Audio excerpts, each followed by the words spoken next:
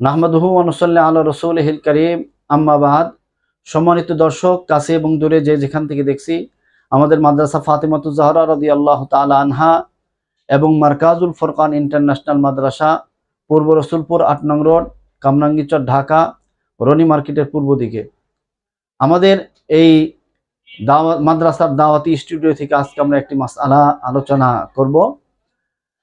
অনেকেই জানতে চান যে ডিশ লাইন দিয়ে ভাড়া যে নেওয়া হয়, এই ভাড়া নেওয়ার হুকুম কি এবং এই ইনকামের হুকুম কি। আসলে শরীয়তের আলোকে বর্তমান সময়ে যে টিভিতে ডিশ লাইন দেওয়া হয়, তার মধ্যে অধিকাংশ গান বাজনা, সিনেমা, নগ্নতা ইত্যাদি হারাম কাজ হয়ে থাকে। এজন্য ডিশ লাইন দিয়ে টাকা নেওয়া এবং উপার্জন করা মাকরুহ তাহরিমি। এ ধরনের শরীয়ত নিষিদ্ধ গর্হিত কাজ থেকে প্রত্যেকটা মুসলমানের বিরত থাকা উচিত।